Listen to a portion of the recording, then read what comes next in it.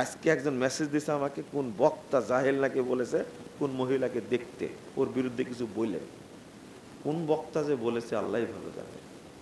বক্তারাই তো বলবে, এরা তো শয়তানের দালাল। বুঝেননি কথা? এমন এমন কথা বলবে শরীয়তে নাই, আল্লাহ এদেরকে বলেছিলেন শয়তানের এজেন্ট, এরা শয়তানের দালাল। তো ফেসবুকে দেখছেন আপনি, সি সি সি সি উলঙ্গ ন্যাংটা নোংরা খারাপ মহিলাকে আপনি দেখতে আছেন, ফেসবুকের মধ্যে ঢুকছে তো 2-3 ঘন্টা বের হয় না, বের হয় না। কি দেখেন আপনি? যত উলঙ্গ নোংরা, বলেন তো ও মুসল্লি কিনা?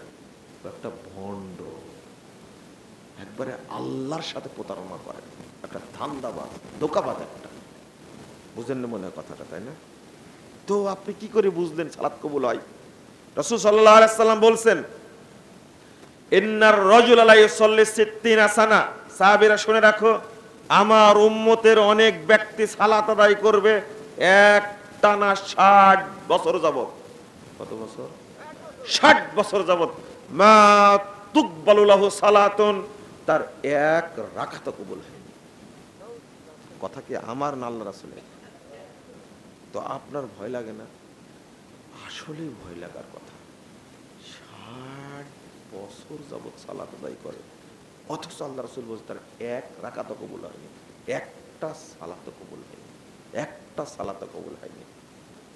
রাসূল সাল্লাল্লাহু আলাইহি সাল্লাম বলেছেন, ইয়াতালান নাস জামান, মানুষ শুনে রাখো, মানুষের সামনে একটা যুগ আসবে, একটা সময় আসবে, ইয়াসতামিউনা ইয়াসাল্লুনা ফিল মাসাজিদ, মানুষরা নামাজ পড়ার জন্য দলে দলে মসজিদে যাবে, দলে দলে মসজিদে যাবে, সালাত আদায় করবে তারবে।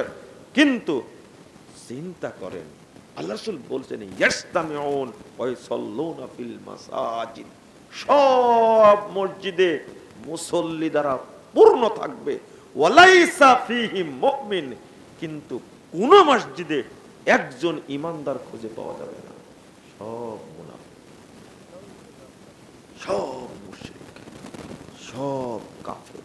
বুঝেননি কথা? মুসল্লি আছে কিন্তু কি নাই? ঈমানদার নাই। তাহলে কবুল হবে? এবার বোঝা গেল আপনাদের? আমি কি বুঝাতে পারছি? 30,992 নম্বর হাদিস মুসলিম ইবনে শাইবার মধ্যে এসেছে।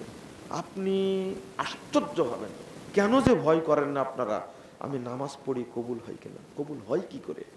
নামাজ পড়ে পীরকে সেজদা করে, এরা মুসল্লি না, এরা মুসলিম না, এরা খাঁটি মুশরিক।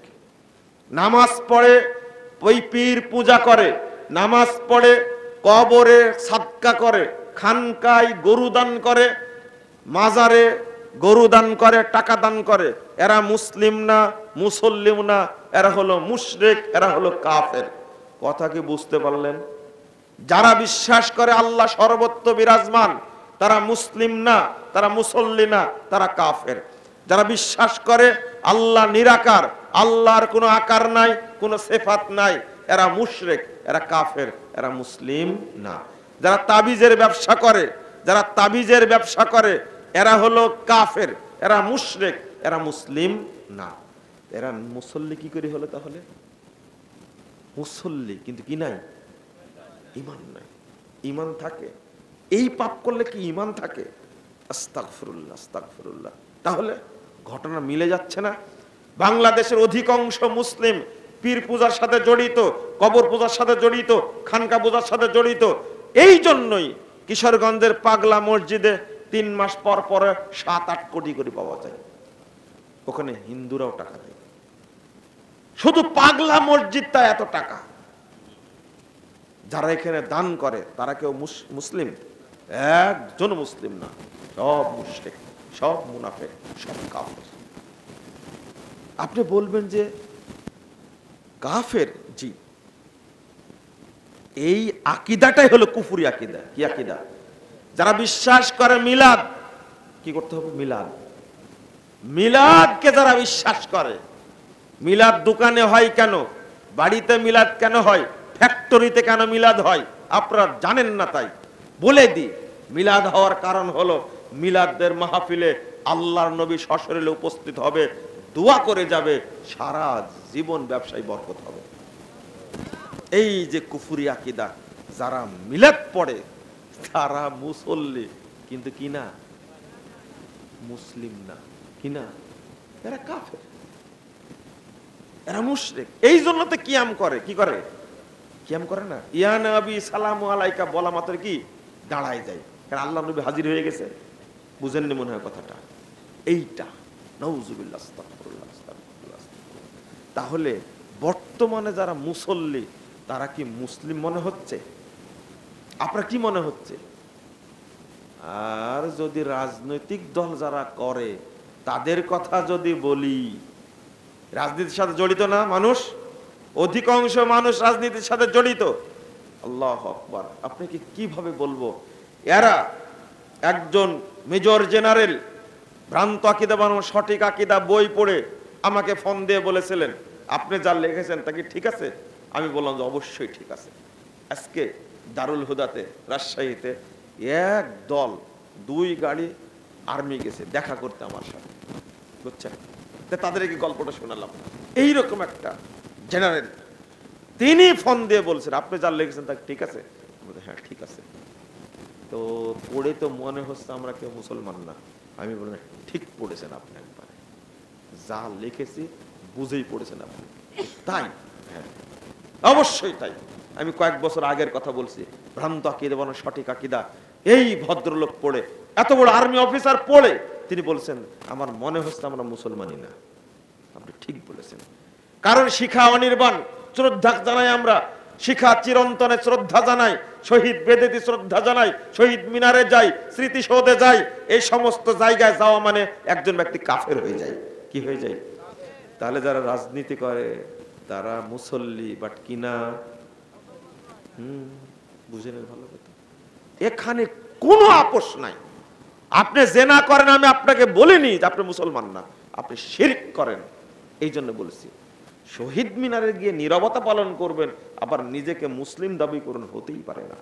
যদি ইব্রাহিম আলাইহিস সালামের যুগ থাকতো, মুহাম্মদ সাল্লাল্লাহু আলাইহি সাল্লামের যুগ থাকতো, সমস্ত খাম্বা ভেঙে চুরমার করে দেওয়া হতো।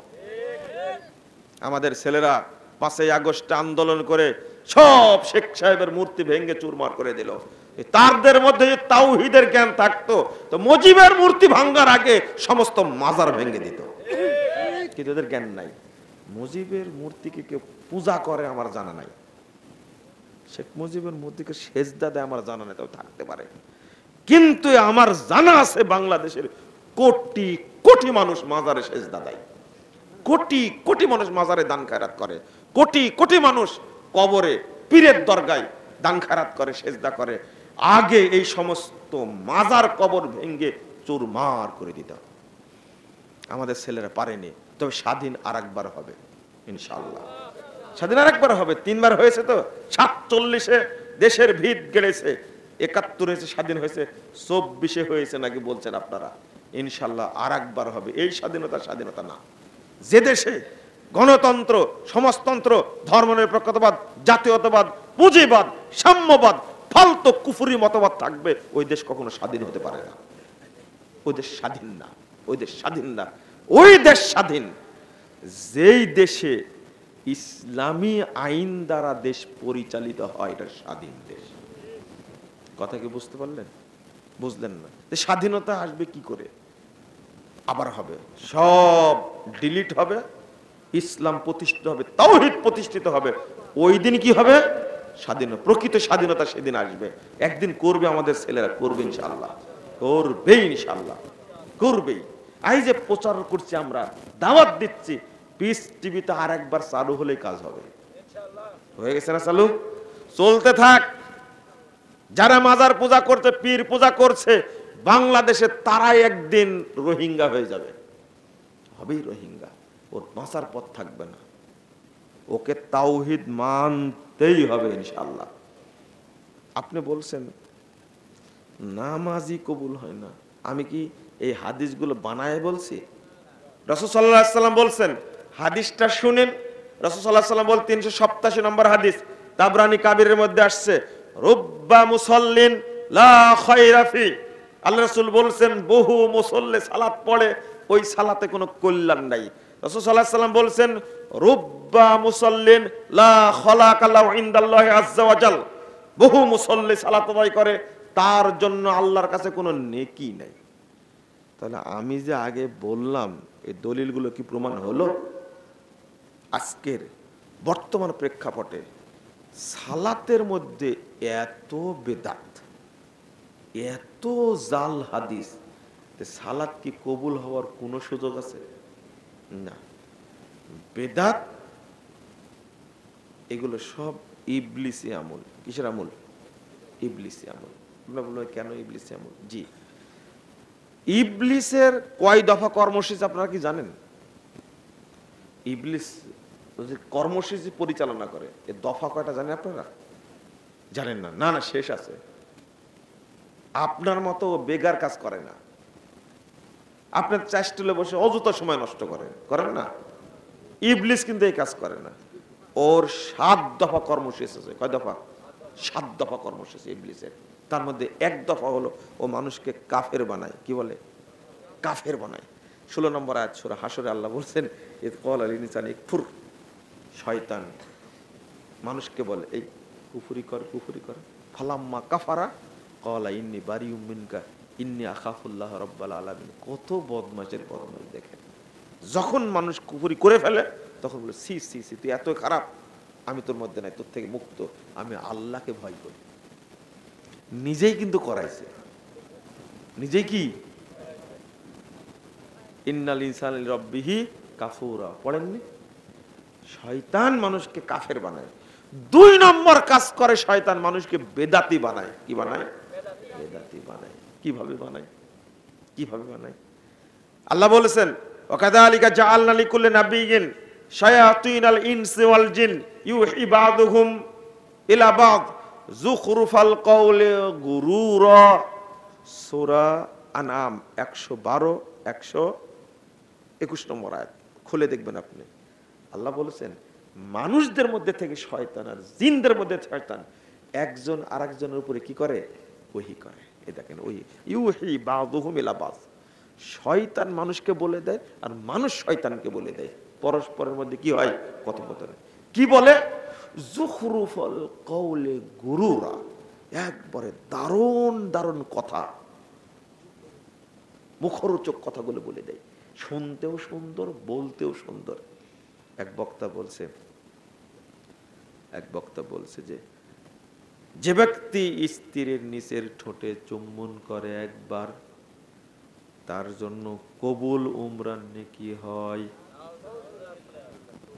আপনারা নাউজুল্লাহ বলছেন, আর বক্তার কথা শুনে এত জোরে সুবহানাল্লাহ বলছে, ওটা সামিয়ানা ফেটে যাবে। এই যে কথাটা বললো বক্তা, বুঝেননি কথা? এখানে জনগণও খুশি, মহিলারাও খুশি, বক্তাও খুশি, টাকাও বেশি দিবে। কিন্তু কথাটা যে শয়তানের কথা সেটা কিন্তু বলল না। কার কথা? এর কোনো দলিল আছে? কত বড় বদ বক্তা বলেন তো। এই বক্তাই হলো ইবলিস শয়তানের নিয়োগপ্রাপ্ত এজেন্ট। এই বক্তাই, যত বক্তা মিথ্যা কথা বলবে আপনি বুঝে নেবেন, অটো বুঝে নেবেন, এরা সব ইবলিসের দালাল। ইবলিস সেট করে রাখছে এদেরকে সেট করে। তাহলে এই কথা কেমনে তৈরি হলো আপনি চিন্তা করতে পারছেন? আপনি বললে আশ্চর্য হবেন। এক একটা ফজিলত, এমন ফজিলত, তওবা তওবা আস্তাগফিরুল্লাহ। যে ব্যক্তি 1 ওয়াক্ত সালাত জামাতের সাথে পড়ে, তাবলীগের বইয়ের মধ্যে লিখছে। কোন বইয়ের মধ্যে? ফাজাইলে আমল, ভেজালে আমল। ফাজাইলে আমল হলে সত্য ফজিলত হতো। 116 পৃষ্ঠা লেখছে, যে ব্যক্তি 1 ওয়াক্ত সালাত জামাতের সাথে পড়বে। কত ওয়াক্ত? 1 ওয়াক্ত। ওই ব্যক্তির নেকি হবে 3,35,54,432 গুণ। কথা বুঝতে পারলেন? এদিক থেকে যেন সুবহানাল্লাহ বলেছে। আমি কি সুবহানাল্লাহ বলার জন্য উদাহরণ দিচ্ছি? কত বড় মিথ্যা কথা, কিন্তু কথাটা কত দারুণ না, মুখরোচক কথা, বলতেও ভালো লাগে, আমলও করে মানুষ, শুনেও ভালো, সুবহানাল্লাহ জোরে বলে। কিন্তু কথাটা কি? মিথ্যা কথা। কথাটা কি? মিথ্যা কথা। যে ব্যক্তি বাইতুল মাকদেসে এক রাকাত সালাত আদায় করবে, কয় রাকাত? এক রাকাত, তার নেকি হবে ৬২ কোটি ৫০ লক্ষ। কোটির কমে কোনো ফজিলতই নাই। আপনি কি বুঝলেন? এই যে যুখরুফাল কওলে গুরুরা, ধোঁকা, ধোঁকা, ধোঁকাবাজি কথা। কত ফজিলত নেবেন। যে ব্যক্তি জুমার দিনে মসজিদে গিয়ে চুপ করে খুতবা শুনবে, ওই ব্যক্তির নেকি হবে ৬০ কোটি ৭০ লক্ষ, না ভুলে গেলাম, ৭ কোটি ৭০ লক্ষ ৭,০০০ নেকি হবে। চিন্তা করতে পারছেন? শুধু খুতবা শুনবে চুপচাপ, তাই ৭ কোটি নেকি। ৭ কোটি কত লক্ষ? ৭০ লক্ষ নেকি। আচ্ছা, এইগুলো কোনো দলিল আছে বলেন? যে ব্যক্তি সুবহানাল্লাহ একবার বলবে, তার ৪৯ কোটি নেকি হবে। আপনাদের কাছে কেন বললাম কথাটা? এই যে যুখরুফাল কওলে গুরুরা, সব মুখরোচক কথা, কিন্তু কি নাই? দলিল নাই। এগুলো সব তৈরি করেছে কে? ইবলিস। এইগুলো বলে মানুষকে ধোঁকা দেয় ইবলিস। নেকি ছাড়া কোনো কথাই নাই রে ভাই। অথচ আল্লাহ রাসূল সাল্লাল্লাহু আলাইহি ওয়াসাল্লাম এর চেয়ে ভালো কথা বলেছেন। ভালো কথা বলে আল্লাহ রাসূল বলছেন, 223 নম্বর হাদিস সহিহ মুসলিমের মধ্যে এসেছে, যে ব্যক্তি সুবহানাল্লাহ বলবে মাত্র একবার, তামলাউ মা বাইনাস সামাওয়াতি ওয়াল আরদ, ৭টি আসমানে যত জায়গা আছে, ৭টি জমিনে যত জায়গা আছে, সমস্ত জায়গা আল্লাহ নেকি দেয়া পূর্ণ করে দেবে। আচ্ছা, ৪৯ কোটি নেকি দ্বারা আপনার নওগাঁ জেলা ভরবে? হ্যাঁ, আপনি কি বুঝতে পারছেন কথাটা? সুবহানাল্লাহ শব্দটা আল্লাহর কাছে এত মর্যাদাবান। আল্লাহ রাসূল বলছেন সুবহানাল্লাহি ওয়া বিহামদিহি, এই শব্দটা, এই জিকিরটা যদি মানুষকে আমি না দিতাম, তাহলে পৃথিবীর কোনো মাখলুককে আমি খেতে দিতাম না। বুঝেন মনে কথাটা? সুবহানাল্লাহ বিহামদিহি শব্দটার ওজন এত বেশি, এই বাক্যটার জন্য আল্লাহ বলছেন আমি পৃথিবীর সমস্ত মাখলুককে আওয়াজ করি।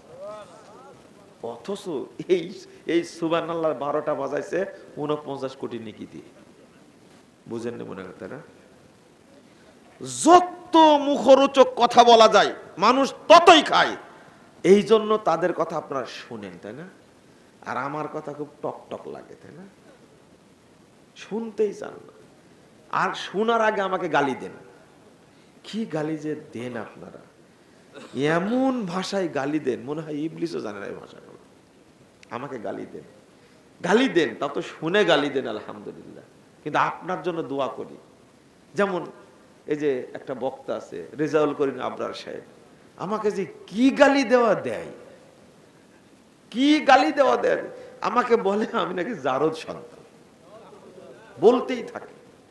কিন্তু তার জন্য আমি দোয়া করি আল্লাহ যেন তাকে হেদায়েত দান করে। হেদায়েত না দিলেও তার মুখটা যেন আল্লাহ ভালো করে দেয়। চরমনের মুরিদ তো গালি দিবে। চরমনের পীর তো সবসময় বলতে আহলে খবিস, আর আমির হামজা তো বলে আহলে খবিস। সি সি সি সি, নাউজুবিল্লাহ, আস্তাগফিরুল্লাহ। কি ভাষা রে ভাই! হ্যাঁ, কি ভাষা এটা! কিন্তু তাদের জন্য তো দোয়া করি আল্লাহ যেন তাদেরকে হেদায়েত দান করে। এক জায়গায় বলছে আপনারা আমিন বলেন, তো বলছে চুপচাপ মাড়ি এঁটে বসে আছে। উল্টা বলছে আপনিই বলেন, আমরা বলবো না। যে গালি দেয় ওর যে আমিন বলবো কি করে? রেগে গেছে একবারে, এতই রাগ। ভাই এত গালি দিতে হবে কেন? অথচ যে কথাগুলো বলছি, এই কথাগুলো আপনি খুঁজে দেখবেন। বক্তারা বলছে সুলাইমান আলাইহিস সালাম আল্লাহকে বললেন, আল্লাহ তোমার মাখলুককে আমি এক সন্ধ্যা খাওয়াবো। আল্লাহ বললেন যে না, তুমি পারবে না। না, আমি পারবো, আমি সারা জাহানের বাদশা, আমি খাওয়াবো।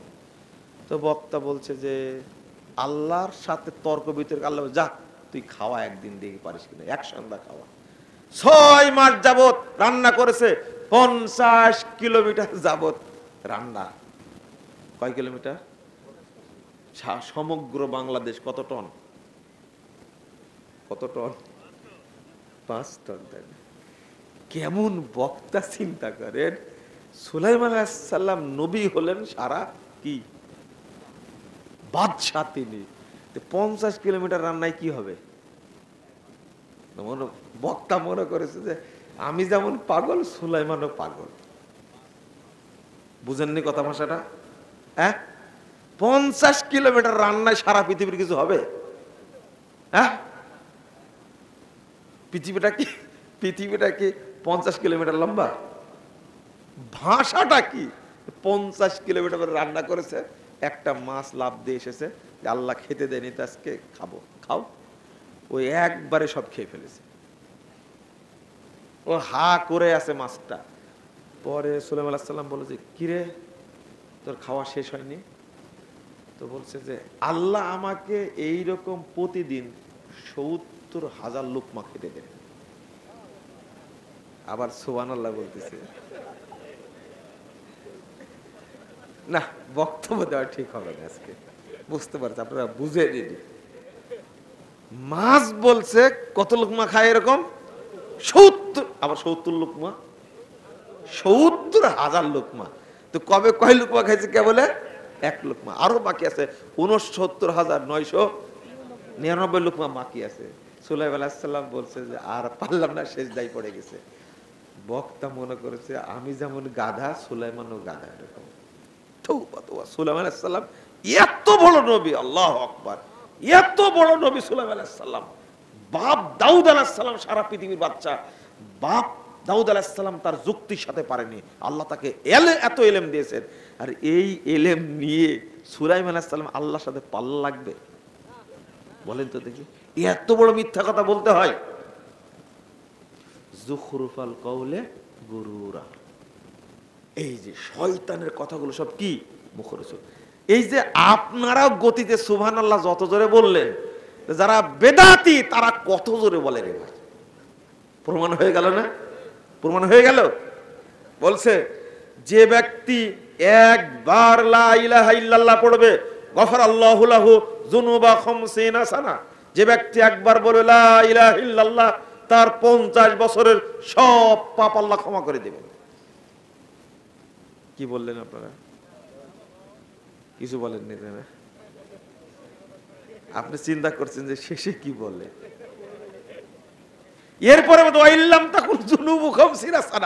এবার আল্লাহ নবীকে জিজ্ঞাসা করছে আল্লাহ রাসূল, যদি ওই লোকের 50 বছরের পাপ না থাকে, তখন বলছে তাহলে তার পিতা মাতার 50 বছরের, তার যত আত্মীয় স্বজন আছে তাদের 50 বছরের, পৃথিবীতে যত মুসলমান আছে সবার পাপ ক্ষমা হয়ে যাবে।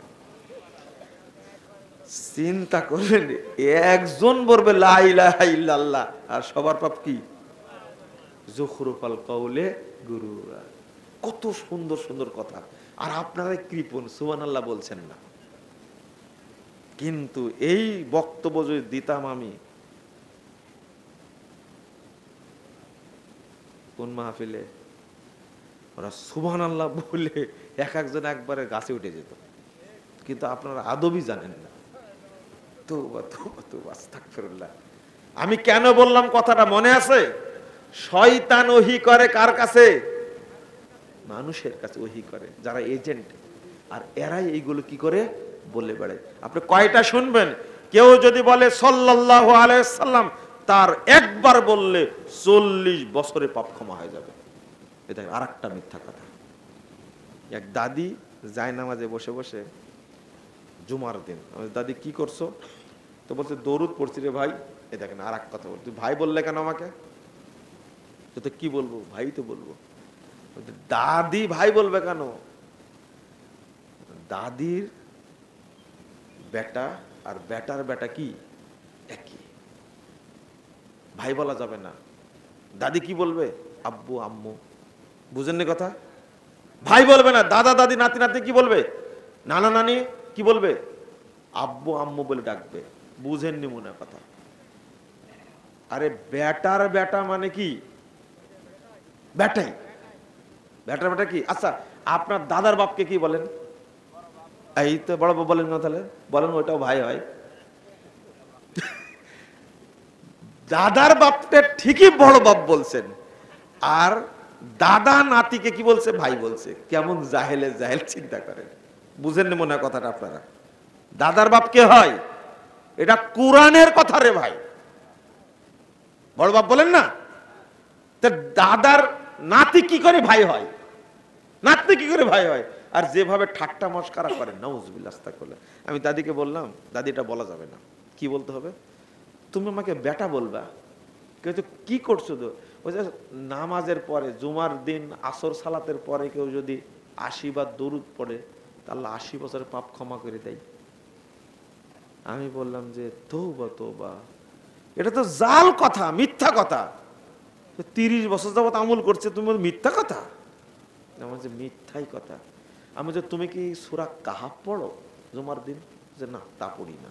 দেখেন, যেটা পড়তে হবে সেটা কি পড়ে না। কত ফজিলত! যে ব্যক্তি সূরা কাহাফের শেষে বা শুরুতে ১০টা আয়াত পড়বে, আল্লাহ তাকে দাজ্জালের ফিতনা থেকে হেফাজত করবেন। এক